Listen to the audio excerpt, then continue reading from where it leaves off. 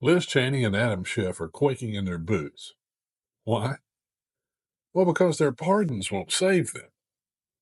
How's that? Stay tuned. In a bold move to ensure transparency and accountability, Speaker of the House Mike Johnson has announced the creation of a select committee to investigate the now disbanded January 6th committee. This decision is a crucial step in addressing concerns about the legitimacy of the original probe, which many conservatives, like me, argue was a politically motivated effort to target former President Donald Trump and his supporters. Speaker Johnson, a strong advocate for constitutional fairness, emphasized that this new committee will seek to uncover potential procedural abuses, selective evidence presentation, of which there was much, and partisan bias in the January 6th committee's work. In his announcement, Johnson pointed to serious concerns about the integrity of the previous investigation and its impact on American political discourse. The American people deserve an honest and fair investigation, not a partisan witch hunt, Johnson stated. This new committee will ensure that the rule of law prevails and that no governmental body is used to attack political opponents. Many Republicans have applauded Johnson's decision, arguing that the January 6th committee operated with a predetermined agenda, suppressing exculpatory evidence and pushing a one-sided narrative. This new probe is seen as a necessary corrective to restore public trust in congressional investigations. Two key figures of the original January 6th committee, Liz Cheney and Adam Schiff, are now facing renewed scrutiny, and rightfully so. Cheney, who defied her party to pursue an aggressive anti-Trump stance, saw her political career effectively end after losing her House seat.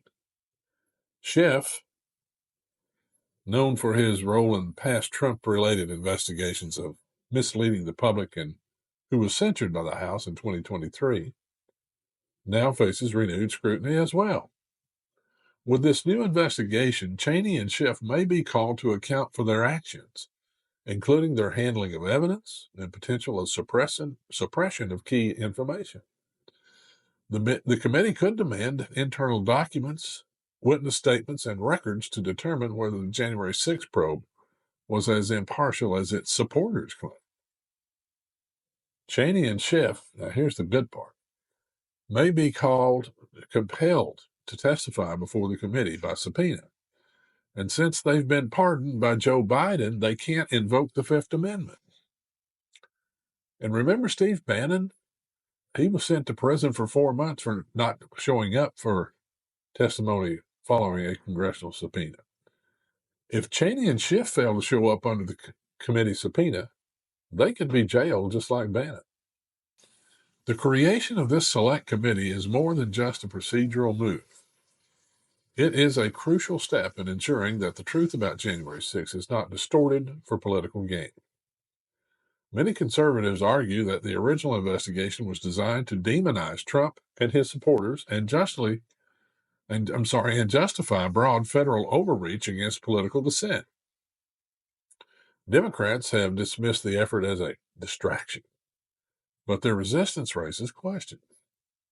If the January 6th committee was truly fair and balanced, why fear further scrutiny? Good question. Representative Jim Jordan, a Republican from Ohio, stated, "Accountability is necessary when a congressional body is weaponized against the American people. While it remains to be seen what specific revelations this new investigation will uncover, it sends a clear message that politically motivated probes will not go unchecked. If the committee finds serious misconduct, it could further discredit the January 6th narrative and vindicate those who were unfairly targeted."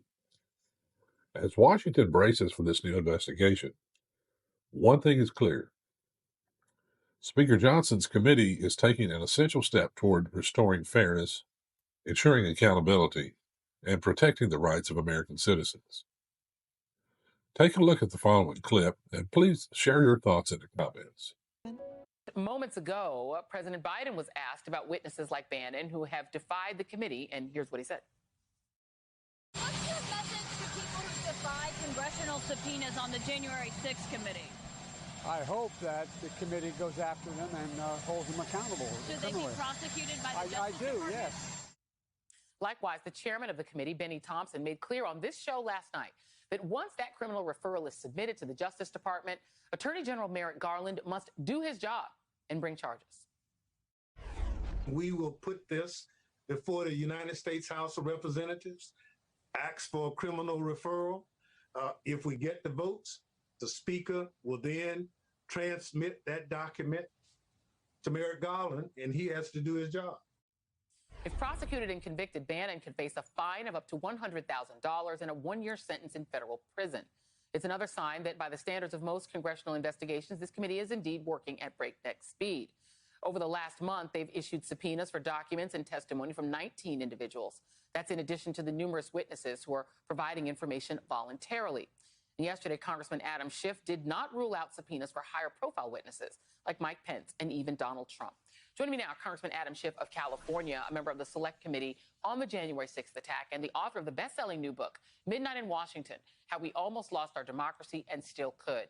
Congressman, thank you for being here. Congratulations on the success of the book. Let's get right to that last point. In your view, if the Justice Department does not fully hold accountable Steve Bannon to show up and honor these subpoenas, would you agree with me that there would be no hope of ever being able to obtain testimony from people like House Minority Leader McCarthy? Well, it's very hard to see how we can get timely information to protect the country if we can't enforce our own subpoenas.